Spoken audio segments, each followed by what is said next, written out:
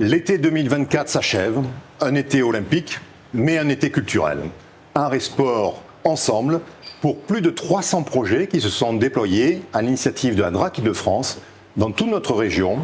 Un tiers des communes ont participé et un grand merci aux 8000 artistes et professionnels qui ont permis de ces rencontres sensibles entre la population et le monde artistique.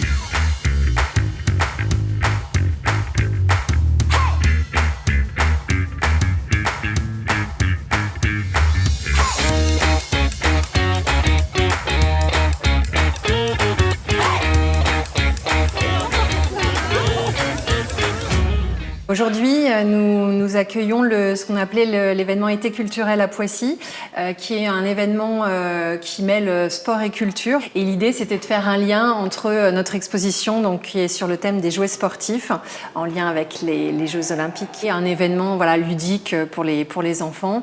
Donc on a choisi pour aujourd'hui une animation de baby-foot vivant. L'ADN du festival, c'est vraiment de proposer des spectacles qui sont écrits pour l'espace public. Et ça, c'est hyper important.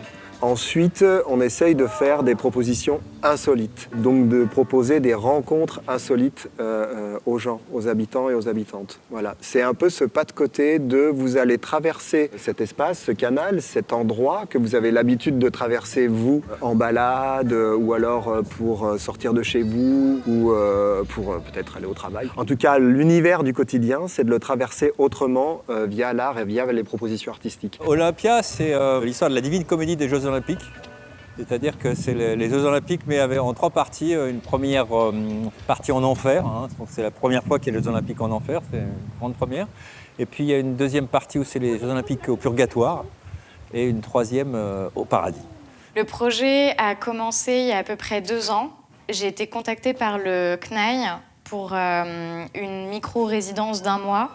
Le principe, c'était qu'un artiste était affilié à une discipline sportive et devait soit en détourner les codes ou se réapproprier le sport. Moi, j'avais choisi de travailler avec les escrimeurs du Paris Université Club. C'est un très gros centre sportif. Et le pôle escrime est très important là-bas. Il y a beaucoup de haut niveau. Et en fait, en observant la manière qu'ils avaient de se battre, de jouer, moi, j'ai fait 13 ans de danse classique. Et en fait, la posture et les déplacements me faisaient beaucoup penser en fait, à la chorégraphie d'un ballet. Et je me suis dit que la seule chose qui manquait à ce ballet, c'était d'avoir une musique. Donc j'ai créé un dispositif qui permet en fait, de générer de la musique en temps réel en fonction des déplacements qu'effectuent les escrimeurs sur cette piste-là.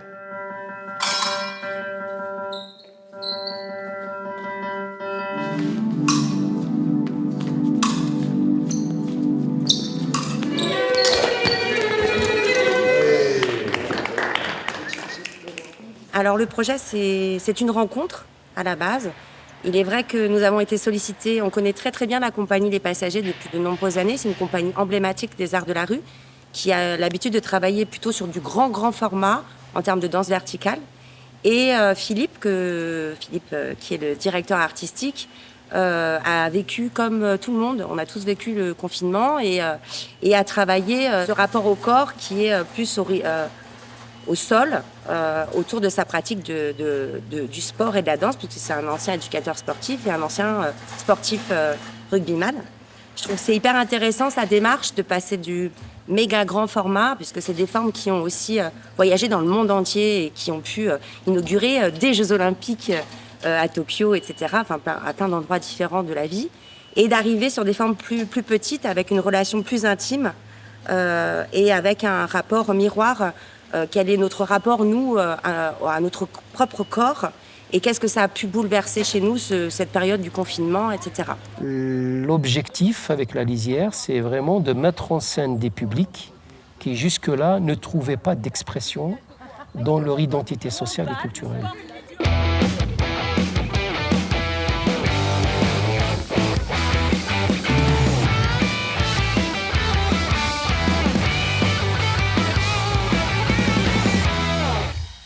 Fabrique orchestrale, c'est donc ce projet qu'on a avec Ville des musiques du monde depuis quelques années maintenant. L'idée, c'est de donner accès à la musique à une population qui n'a pas forcément accès à la musique, donc dans différentes villes, soit en association avec des collèges, des écoles, des centres de loisirs ou des maisons de quartier. C'est un travail qui est basé sur le collectif. On apprend tous ensemble à jouer.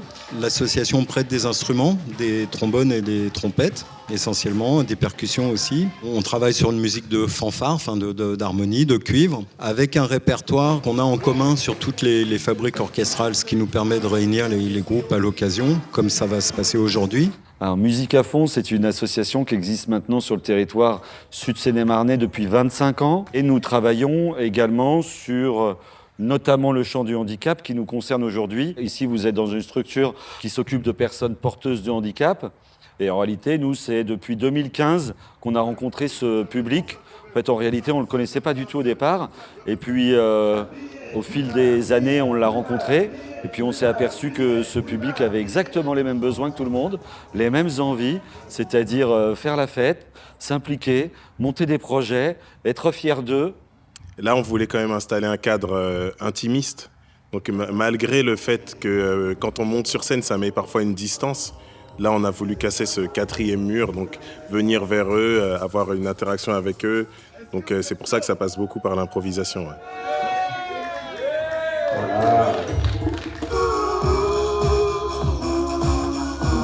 Ce qui, moi, m'anime, c'est la dimension, la thématique du jardin secret.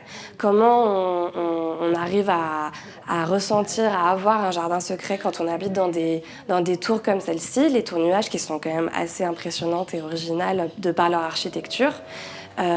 Mais où c'est très dense la population. Donc comment on arrive à avoir un jardin secret et je pense que pour commencer à atteindre cette thématique et ce point qui m'importe, il faut commencer par raconter nos histoires personnelles qui habitent ce quartier. Dans notre projet éducatif, celui de la ville de Cergy, il y a justement cet aspect faire découvrir son environnement aux enfants et en ce qui concerne les aspects pédagogiques propres du centre de loisirs, nous avons aussi l'intention de faire en sorte que les enfants découvrent leur environnement, apprennent à l'aimer, à l'apprécier, ce qui permettra en fait après d'en prendre soin et de le respecter.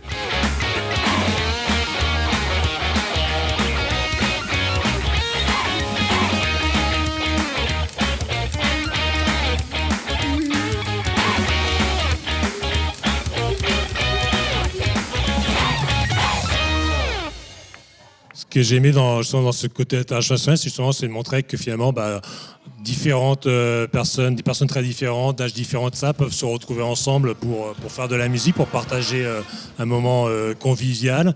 On voit une synergie finalement entre des personnes d'un certain âge et des jeunes, des enfants même, qui étaient dans la fanfare. Et je trouve que c'était intéressant de ce mélange et cet entraînement finalement des plus âgés qui entraînent avec eux des plus jeunes. Je trouve ça intéressant. Pour nous, c'est très important que les personnes que nous accompagnons aient accès à la culture et à l'art, d'où cette collaboration. Nous avons constaté que parmi les personnes que nous accompagnons, qu'il y a vraiment une évolution, que ce soit dans leur comportement, c'est-à-dire estime de soi, au niveau de l'interaction sociale avec les autres personnes. On voit que ça leur apporte énormément. Donc on avait des personnes qui étaient plutôt assez renfermées, qui ne voulaient participer à rien. On leur a proposé ce type de projet. Ils sont venus et ça les a vraiment ouverts. Grâce au théâtre, oui, j'ai beaucoup pris plus confiance en moi en fait. Avant, j'étais timide, j'étais tout seul sur une chaise, j'étais dans mon coin. Et le théâtre, ça m'a vraiment permis de prendre confiance en moi, de parler avec les autres et tout. Il y en a pour m'embêter, ils me disent que je parle beaucoup trop maintenant. Mais avant, j'étais pas du tout comme ça, tu vois. J'étais réservé, j'étais plutôt timide, réservé. Que le théâtre, ça m'a vachement ouvert, quoi. En termes de dynamique de groupe, vraiment, les enfants apprennent à se connaître les uns les autres parce que quand ils découvrent certains lieux, il y en a toujours un qui dit « Oui, moi, c'est ici que ma maman a été faire telle chose » ou « C'est ici que moi, j'ai été pique-niquer avec mon tonton » et ainsi de suite. Donc, ils apprennent un peu à se connaître et ils apprennent par conséquent à mieux s'entraider et à mieux se comprendre. De façon générale, c'est vrai qu'ils avaient tous le sourire. Voilà, durant le concert, on a des résidents qui sont assez pudiques et qui peuvent quand même me dire à la fin qu'ils sont super contents. Et voilà, je trouve qu'ils sont beaucoup plus dans le partage. C'est vrai que le fait d'être en établissement et en collectivité, des fois, c'est compliqué pour eux. Donc, ils se referment un peu sur eux-mêmes et puis ils n'osent pas trop aller vers les autres. Et c'est vrai que ce genre d'événement, ça apporte de la convivialité et du partage. Du coup, elles ont pu juste un stage de 5 jours. Déjà, elles ont eu beaucoup de nouveaux amis. Ça, c'est déjà bien pour elles. Et elles ont appris à ne pas être timides, à bien s'exprimer et à travailler en groupe. J'ai bien aimé et on a bien joué. On fait bien amuser. On a fait des passes et on a bien joué. Je suis heureux que les musiciens et ma soeur qui fait en même temps. Une fois, ma soeur l'a fait toute seule. J'étais content qu'il l'a fait toute seule. C'était la première fois qu'il fait toute seule du tuba.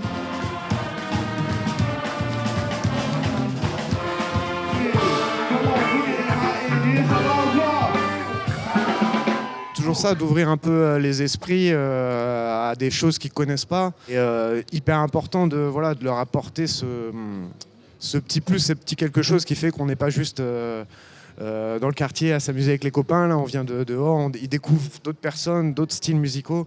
C'est ça qui est intéressant. Si je peux découvrir de nouveaux endroits, de nouveaux styles de musique, de nouveaux pays, de nouvelles choses.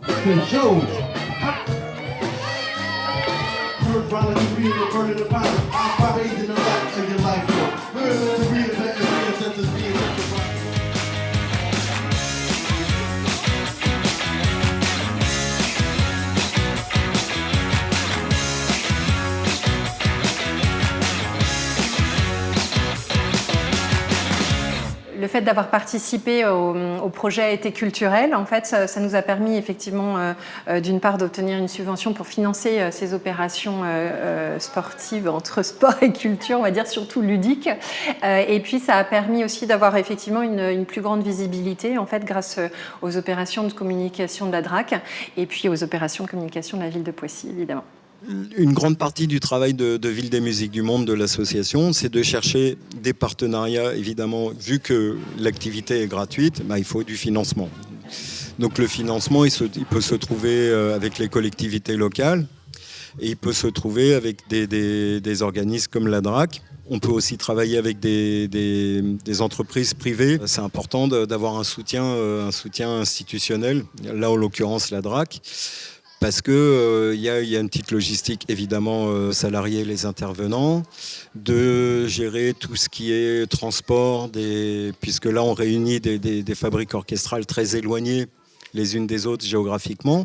Pas seulement sur l'été culturel, parce qu'ils nous aident aussi sur nos actions en EHPAD. Pour nous, pour la sécurité et la survie de nos associations, pour le confort des artistes et leurs salariats. Ça permet aussi l'accès gratuitement à des événements dans notre territoire. Donc voilà, c'est génial ce qui est fait et il faut continuer parce que c'est pas toujours facile. C'est vrai que la culture n'est pas vue par tout le monde comme quelque chose d'important. Et moi, je le dis haut et fort, la culture, c'est très important. J'ai une pensée particulière pour la focale que la DRAC a souhaité porter dans la direction des personnes accompagnées, dans la direction des publics en situation de handicap psychique. Et j'ai vu toute l'énergie qui est mise par la DRAC, notamment auprès de la psychiatrie, parce que c'est un public aussi auprès duquel nous intervenons. Pour nous, c'est une chance, en fait, parce que ça nous permet, en tout cas, l'été culturel nous permet de faire des propositions un peu plus audacieuses, d'aller un peu plus loin que des propositions un peu plus classiques. Et en l'occurrence, là, Olympia, enfin, en tout cas, le spectacle qu'on a vu aujourd'hui, qu'on a partagé aujourd'hui, justement, grâce à l'été culturel, ça nous permet de faire ce type de proposition. On a quand même une dizaine d'artistes sur scène, une scène spécifique, dans un endroit spécifique. Enfin voilà, ça nous permet d'aller un peu plus loin que ce qu'on a l'habitude de travailler, de pousser un peu le curseur, comme on a vu avec les différents échanges qu'on a pu très vite avoir avec les gens qui étaient présents ce soir. On s'aperçoit qu'ils ressortent avec des étoiles dans les yeux, quoi. Voilà.